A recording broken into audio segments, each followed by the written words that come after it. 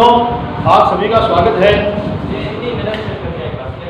Subject है अपना भूगोल और अपन पढ़ रहे हैं जनसंख्या वितरण के बारे में, जो कि पार्ट नंबर 13 जो आपका है उसका एक छोटा सा पार्ट है।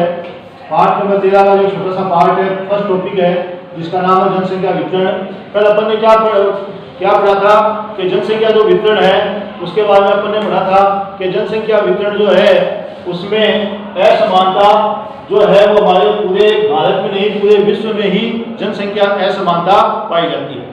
तो आज अपन जो पढ़ेंगे वो पढ़ेंगे जिसके बारे में भारत के बारे में कि भारत में जनसंख्या का जो वितरण है वो किस प्रकार से पाया जाता है।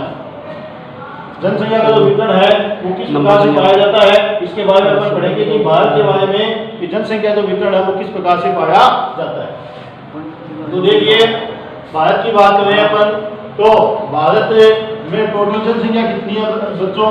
121.1 करोड़, यानी 121.1 करोड़। कौन सी जनसंख्या के अनुसार? 2011 की जनसंख्या के अनुसार। ओके, तो अब अपन पढ़ रहे हैं जनसंख्या के वितरण के बारे में। जनसंख्या का जो वितरण है वो क्या 121 करोड़ एक जगह रहते हैं या नहीं रहते? सभी जो जनसंख्या है वो अलग अलग जगह अलग अलग प्रकार से पाई जाती है। जैसे जम्मू कश्मीर में आप देखोगे तो जनसंख्या क्या पाई जाएगी? आपको जनसंख्या जो है वो कम पाई जाएगी। लेकिन आप बम्बई की बात करो, अपने यूपी की बात करो, अपने पंजाब की बात करो, तो यहाँ पे जनसंख्या का वितरण जो है वो आपको अधिक पाया जाएगा। क्या पाया जाएगा? अधिक पाया जाएगा बनस्पत जम्मू कश्मीर के। तो भारत में जो जनसंख्या का जो वितरण है वो भी असमान रूप से पाया जाता है। अब देखिए, पहला क्वेश्चन यहाँ पे बन रहा है कि भारत की जनसंख्या कितनी है? 121.1 करोड़। पूरे विश्व में जनसंख्या की दृष्टि से भारत का कौन सा स्थान है? 17.5। कौन सा स्थान है भाई? 17.5%। ओके, और अपने पूरे विश्व में क्षेत्रफल की दृष्टि से कौन सा स्थान है? 2.4%। ओके, अब अपन जनसंख्या वितरण के बारे में पढ़ रहे हैं कि पूरे भारत में जनसंख्या के वितरण के मामले में पूरे भारत को कितने भागों में बांटा गया है।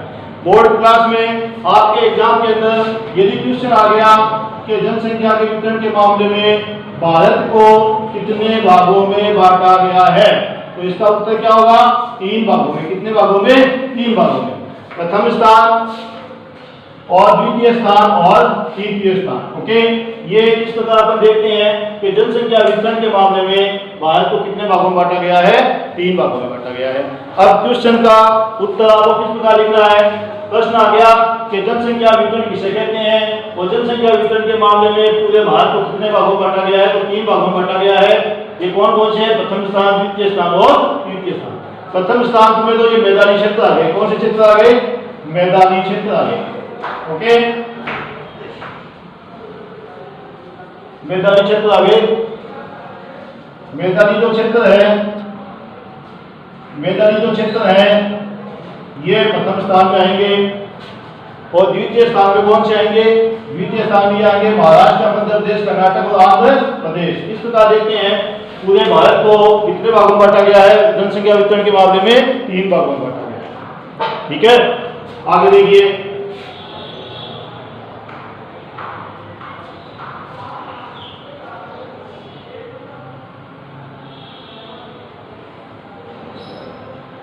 अब देखते हैं अपन भारत में देखते हैं तो भारत में आप देखोगे ये वाला जो क्षेत्र है, पंजाब है, हरियाणा है, बिहार है, पश्चिम बंगाल है, ठीक है, और राजस्थान है। ये प्रथम स्थान रखते हैं। क्यों रखते हैं भाई? क्यों है ये बात? ये क्यों, क्या बात है कि इन क्षेत्रों में ही ज्यादा जनसंख्या रहती है। प्रथम स्थान इनका इन राज्यों का ही है। क्या कारण है?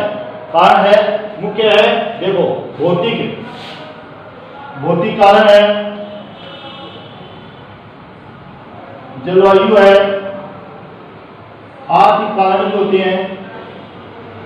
ठीक है, तो ये कारण कई प्रकार के होते हैं, इनके बारे में अपन आगे बढ़ेंगे, आगे मैं बताऊंगा इसके बारे में। लेकिन प्रथम स्थान इसलिए है क्योंकि ये ऐसे क्षेत्र है, उत्तर प्रदेश, पंजाब, बिहार, पश्चिम बंगाल, हरियाणा, राजस्थान, ये ऐसे क्षेत्र हैं जहां पर आपको जो जमीन है ना जो धरातल है वो किस प्रकार का मिलेगा, एकदम समतल मिलेगा। इसे बोलते हैं अपन मैदानी क्षेत्र। क्या बोलते हैं अपन, मैदानी क्षेत्र। क्या बोलते हैं, मैदानी क्षेत्र बोलते हैं। मैदानी क्षेत्र का मतलब है कि यहाँ पे आपको पहाड़ भी मिलेंगे, नदियां भी मिलेगी, लेकिन लगभग जो आपके जो क्षेत्र हैं वो इस प्रकार के मिलेंगे जहां पर मनुष्य जाति आराम से अपना मकान बनाकर रह सकता है। ठीक है, तो इसीलिए इन राज्यों का है जो पहला स्थान अपने जनसंख्या वितरण के मामले में पहला स्थान इन राज्यों का आता है। उत्तर प्रदेश में कितनी जनसंख्या रह रही है भाई, 19.6 करोड़ लोग रह रहे हैं। ठीक है, पंजाब में 27.7 करोड़ लोग रह रहे हैं, बिहार में 10.38 करोड़ लोग रह रहे हैं, पश्चिम बंगाल में कितने लोग रह रहे हैं, 9.13 करोड़ रह रहे हैं, हरियाणा में 2.54 करोड़ रह रहे हैं, राजस्थान में 6.86 करोड़ लोग रह रहे हैं। तो अपन कहेंगे ये ऐसे 6 राज्य हैं जहां पर प्रथम स्थान आता है इन मैदानी क्षेत्रों। इन मैदानी क्षेत्रों का प्रथम स्थान है जनसंख्या वितरण के मामले में।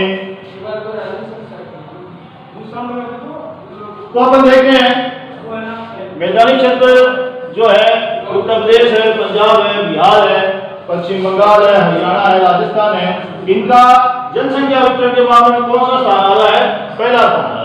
ठीक है, अब अपन बात करते हैं 42% देखो यहाँ पे देखो आप 100% का 42.7% तो इन राज्यों में ही रहते हैं लोग, ज्यादा जनसंख्या इन राज्यों में ही रहती है।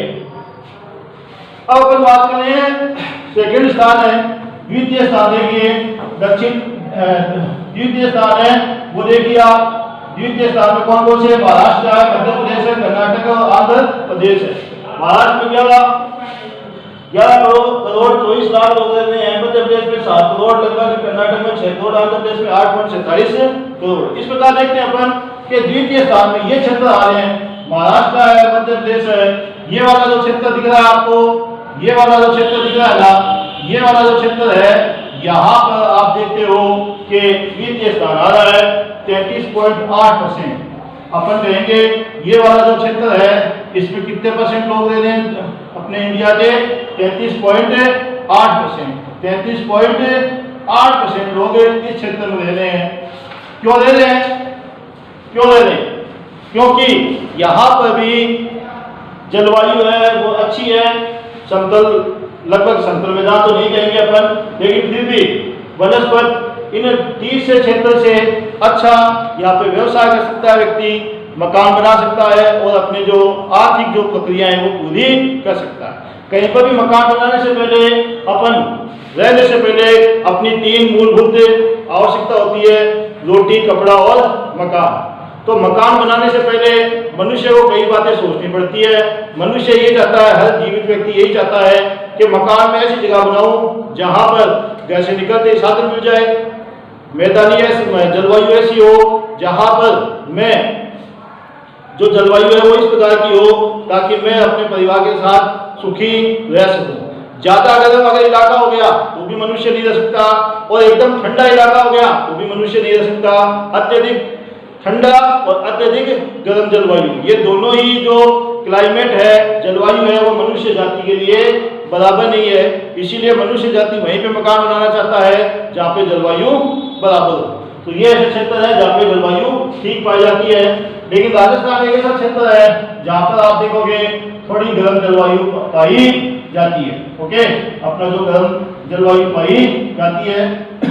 आगे देखिए, राजस्थान का जो जलवायु है वो गर्म भी है और ठंडा भी है, आपको पता ही राजस्थान के बारे में। तो राजस्थान का जो क्लाइमेट है वनस्पति से थोड़ा कठिन है, फिर भी लोग रहते हैं। ओके, अब आगे देखिए द्वितीय स्थान में महाराष्ट्र है।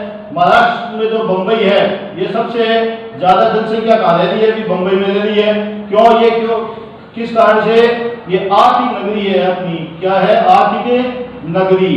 फाइनेंशियल जो है, फाइनेंस का जो जितना भी काम है वो पूरा बंबई में होता है, आपको पता ही है। इस प्रकार देखते हो आप कि बंबई है, मध्य प्रदेश है, कर्नाटक है और आंध्र प्रदेश है। ये 33.8 करोड़ जनसंख्या जो परसेंटेज जो है 33.8 करोड़ लोग इस क्षेत्र में रहते हैं। तृतीय स्थान किसका है? सभी समुद्री तटवर्ती क्षेत्र, समुद्र कहां से कहां तक लग रहा है, देखो भैया समुद्र यहाँ ये लग रहा है, ये देखो ये है ना, ये जो समुद्री क्षेत्र है इसको, ठीक है, ये समुद्री क्षेत्र है। और समुद्री क्षेत्र में सभी समुद्री क्षेत्र तटवर्ती क्षेत्र आ गए। उत्तर पूर्वी पर्वतीय राज्य, उत्तर पूर्वी पर्वतीय राज्य कौन से आ गए, असम, मेघालय, मणिपुर, नागालैंड, मिजोरम, ये वाले क्षेत्र ये हो गए, ठीक है। और तीसरा गया राजस्थान का पश्चिमी उत्तरी भाग, ये ग्रेट इंडियन डिजर्ट। इन क्षेत्रों में क्या है, सर्वाधिक जनसंख्या का वितरण है वो बिल्कुल ही असमान पाया जाता है। इस प्रकार देखते हो आप कि पूरे भारत में जनसंख्या का जो वितरण है वो पूरी तरह से असमान पाया जाता है। अगर क्वेश्चन आ जाए कि जनसंख्या वितरण किसे कहते हैं और जनसंख्या वितरण के मामले में भारत जो है उसे कितने भागों में बांटा गया है, तो आप कह सकते हैं ये पूरा आप लिख सकते हैं। वैसे आपको लिखने की जरूरत नहीं है, मैं आपको नोट्स दे दूंगा और वो याद कर लेना। ओके, कल अपन क्या पढ़ेंगे, कल इसके बारे में विस्तारपूर्वक पढ़ेंगे।